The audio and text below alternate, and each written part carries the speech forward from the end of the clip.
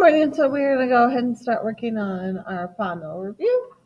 So our first part that we're working on is our triangle sum proof.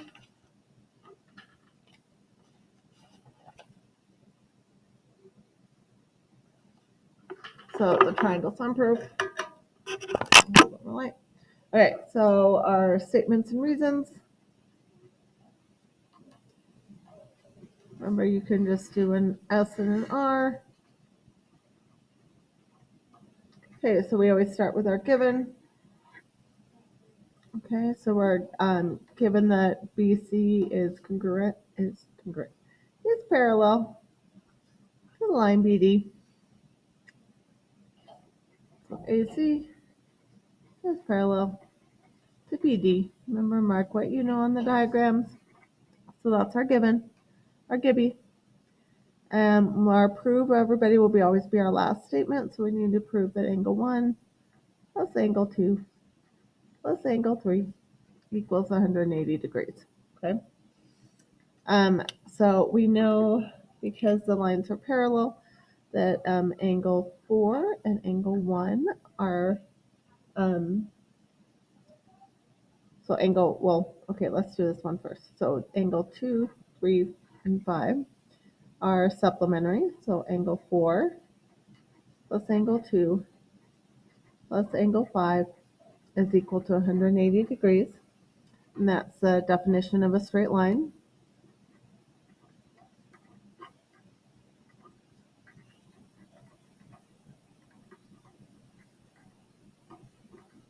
Okay, and then we also know for our alternate interior angles, a different color. Okay, so angle 1 and 2, 5 and 3, okay, are alternate. You see those lines? Alternate interior angles. So on the opposite sides, inside. So that would be angle 4 is congruent to angle 1, and angle 5 is congruent to angle 3, because they are alternate interior angles.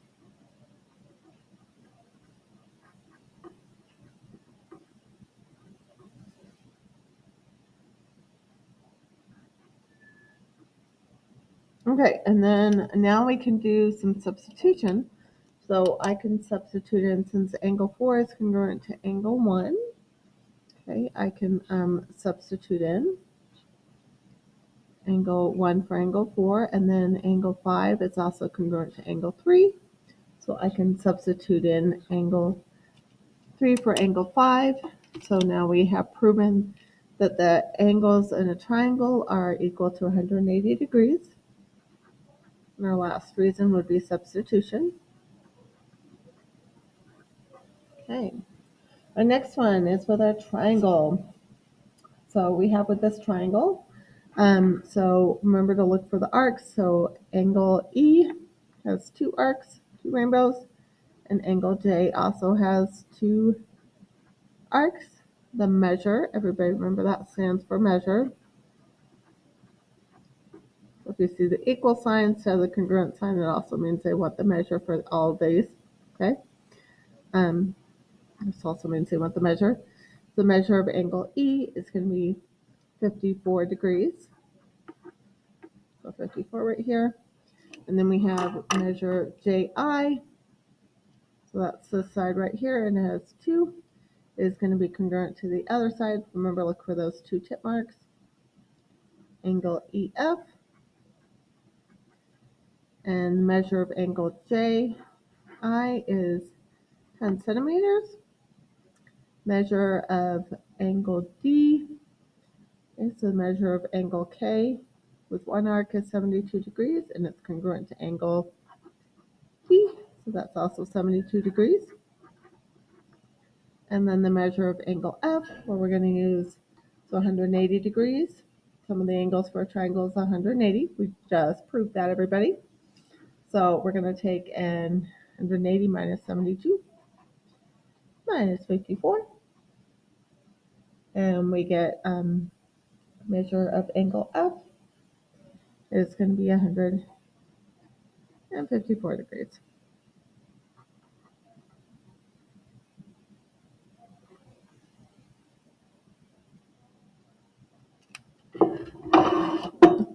And you don't have to go double check that. Okay, so the next one's everybody for following. So if you have your green foldable, definitely take that out because we're going to be working with our congruent triangles theorems.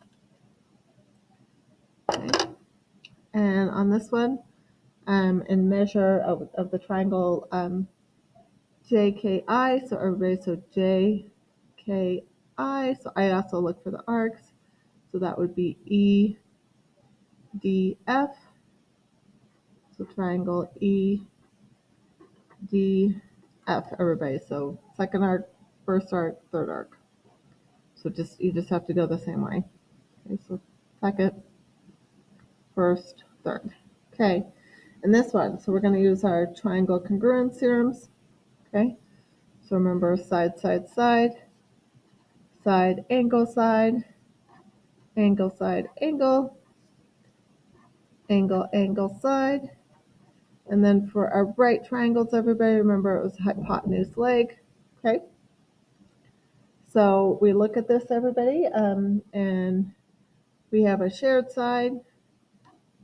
Okay, and so that one, so it would be side, side. So not enough information on this one.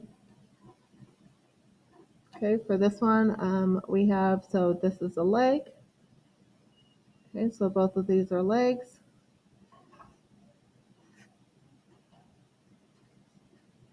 Of our hypotenuse, and then we have that shared side. This is the hypotenuse. Remember, it's diagonally across from that right angle. Okay, so we can use hypotenuse leg because it is a right triangle. They are right triangles.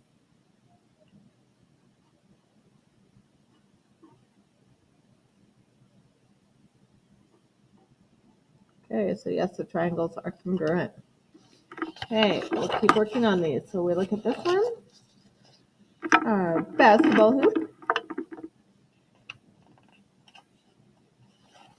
Hey, 2, 4, 3. Okay, so we got a side, we got an angle, so side, angle, and then a shared side, and then side, angle, side. So we can use side, angle, side for this one. Okay, I know it didn't copy very well, but this is a bicycle. So this one, so we have side, side, side, side, side, and then our shared side, so we can use side, side, side.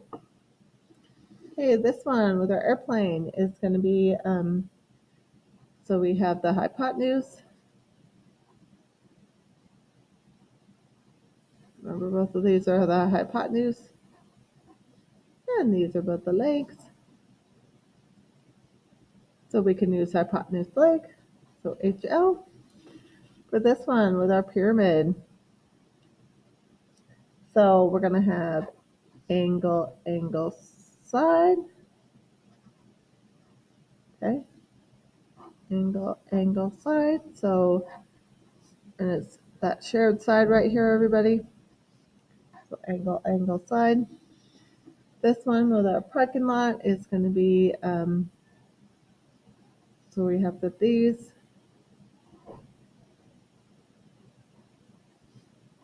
Are congruent and they're right angles. So we have hypotenuse leg with our right triangles. And then this one, everybody, with our banner. I'm not going to show it very well, but we have a side and an angle, a side and an angle.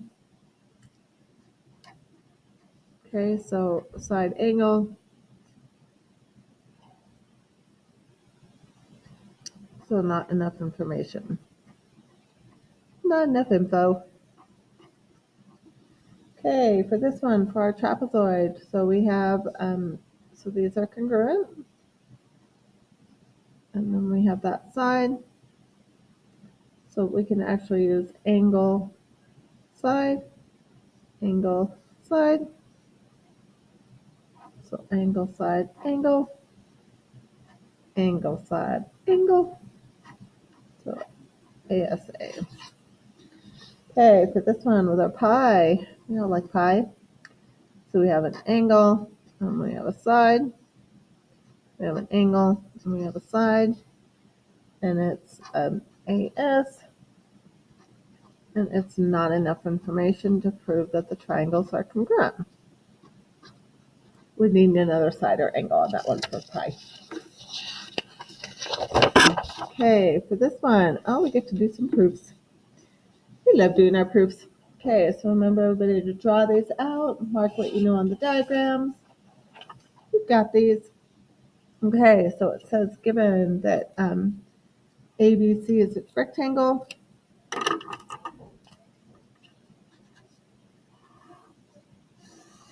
remember statements and reasons.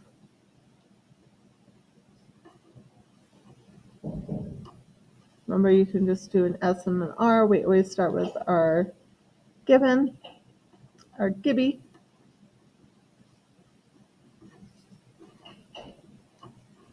Okay, since we know that it's a rectangle, that means that opposite sides are congruent. So BC is going to be congruent to AD.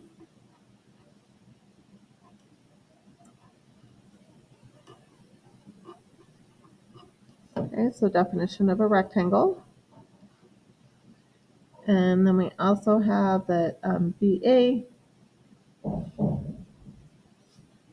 is congruent to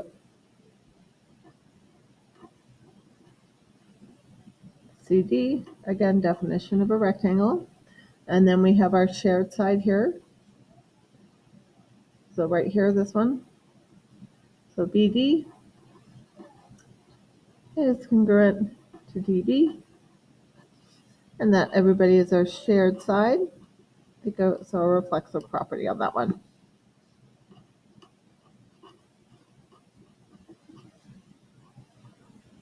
Okay, so now that we can prove the triangles are congruent, so we can put our proof. So we can prove that triangle ABD is congruent to triangle CDB. Okay, side, side, side.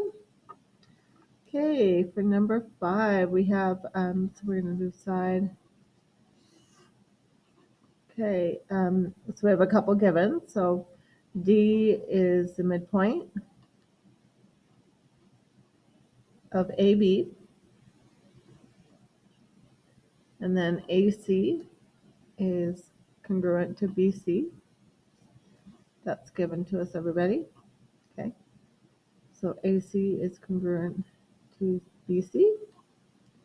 And then D is the midpoint right here. So that means that AD is congruent to DB. And that's by definition of a midpoint because it's halfway.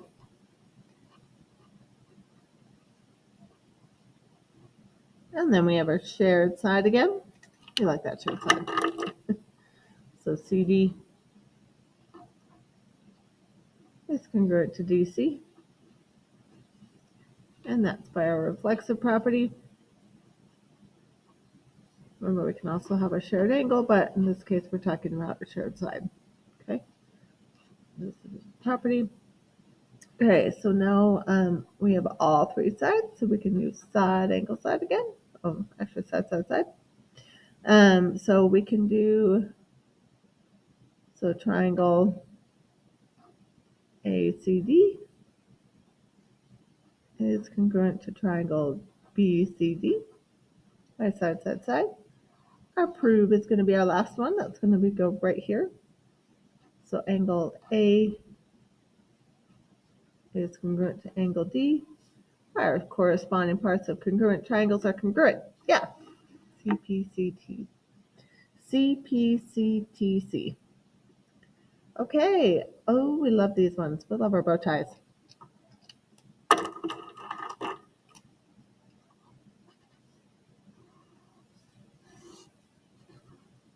Okay, so we're going to start with our givens. So TS is parallel to BW. TU is congruent to side woo. And that is our given, okay? Notice we're parallel. Those arrows are telling us that they're parallel. Those sides are parallel, everybody. And that TU is congruent to TU. Okay, since they're parallel, that means that angle T is congruent to angle W. Okay, because these are alternate interior angles.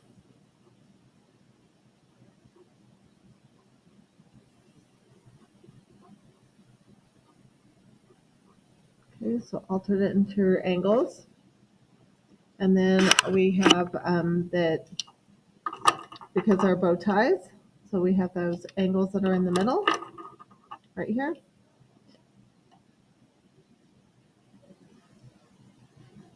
So our vertical angles, everybody, so those are our vertical angles. Vertical angle congruence theorem, so it's going to be TUS is congruent to WUB. Okay, so those are congruent. And then we have, okay, so now we have angle, side, angle, angle, side, angle. So angle, side, angle. So we can prove that they're congruent. So triangle TUS is congruent to triangle woof. And we can put our prove, everybody is always going to be last. So that would mean that that side TS is congruent to side BW. But corresponding parts of congruent triangles are congruent. Yeah. Okay, for this one, everybody. So we're going to start with our givens again.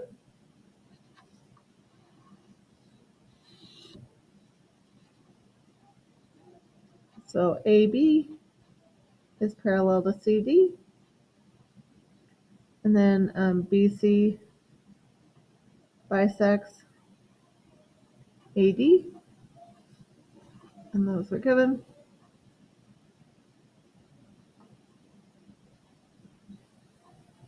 All right, so if they're parallel, then, okay, we need to prove that angle A is congruent to angle D, okay? So since they're parallel, I can say that angle B is congruent to angle C, because those are alternate interior angles.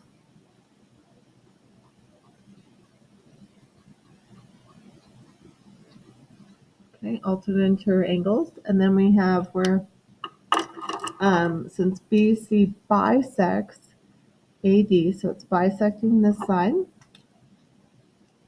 right here, everybody. Since it's bisecting it, remember bisect means that it's going to cut it in half. So AE is congruent to ED by definition of a bisector.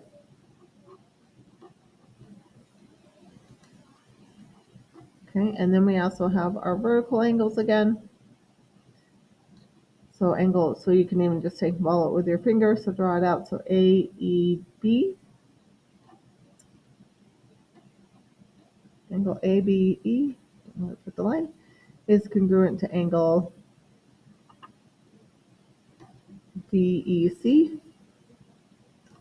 Our vertical angle theorem, so everybody remember our bow ties, okay? For volley pasta, they're going to be congruent, those vertical angles across from each other. So now we can prove that the triangles are congruent. So triangle AEB is congruent to triangle DEC by, so we're using angle, angle, side. So angle, angle, side, angle, angle, side. And now we can put our prove, everybody. Remember that's going to go last. So angle A is congruent to angle D. But corresponding parts of congruent triangles are congruent. Yeah. Okay, everybody, so we just don't write all that out. Corresponding parts of congruent triangles are congruent.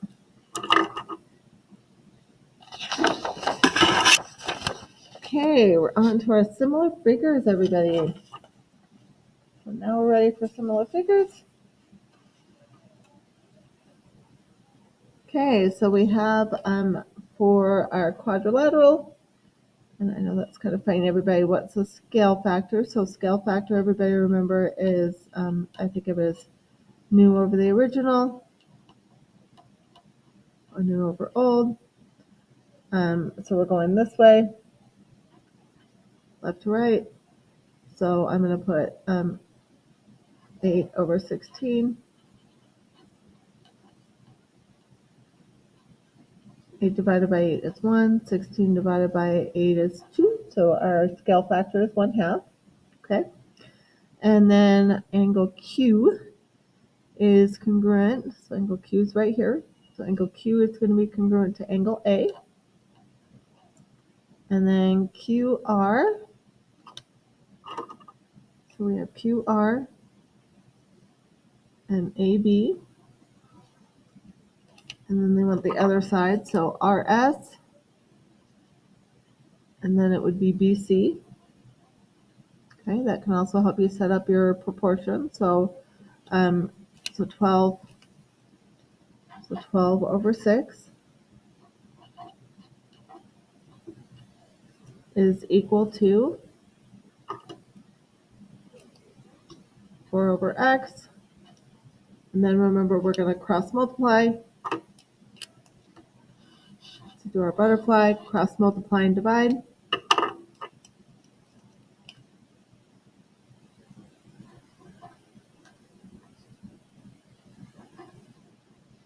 And then we divide each side by 12. And we get x is equal to 2. I feel like I did that wrong.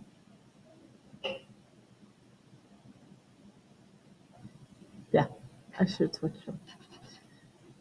Okay, everybody. Make sure you set it up correctly. Yeah, because I even looked.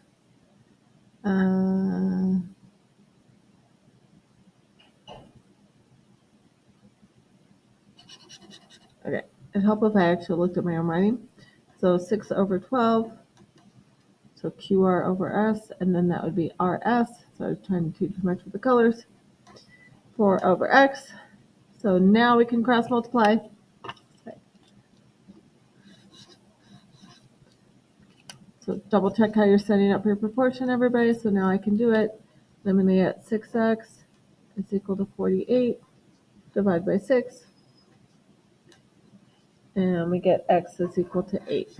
Okay, scale factor for this one, everybody. So new over old. Okay. So new over old, we'll say we're going this way. So 27 over 18. Both of them I can divide by 9. So I got 3/2 is the scale factor. Angle M is congruent to angle L. And then we're going to have HK for this one. And then we're going to solve for X. So I'm going to put 12 over X is equal to 10 over 15.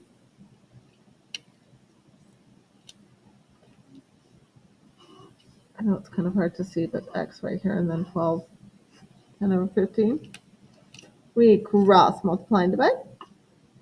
We get 10x is equal to 180. Divide each side by 10. We can cross out those zeros, and we get x is equal to 18. Okay, what's the scale factor for this one? Let's just keep going with scale factor, everybody. Okay, so scale factor. So I can put 12 over 18. I can divide both of them by 2. And I get 2/3. We're going left to right. Angle Q, and everybody, we can actually look at the arc, is going to be congruent to angle L. And then RP is going to be over JK. Okay. JK and PR. Okay, and then we're going to solve for x. So I'm going to put 12 over 18. is equal to 20 over x. And then we cross multiply and divide, just like we did before. Okay. So I'm going to get 12x is equal to 360 divided by 12. And we get x is 30. Okay, next one. Love it. We love our trapezoids. Okay, so love our quadrilaterals. So we got new over old. So I'm going to put 12 over 6. I can divide both of these by 6. So I get 2 over 1, which we would just have as 2. Angle M, the right angle, is congruent to angle R. And then for this one, we're going to have JM over NR is equal to ML over RQ. Okay, and then we have, so now we can do 12 over 24 is equal to X over 22. Okay, so 12 over 24 is equal to X over 22. So this is an old one, this is a new one. We cross multiply and divide, everybody. We get 24x is equal to 264 divided by 24. And we get x is equal to 11. Okay, our next one, keep going. We got our lovely problem. So we have a giraffe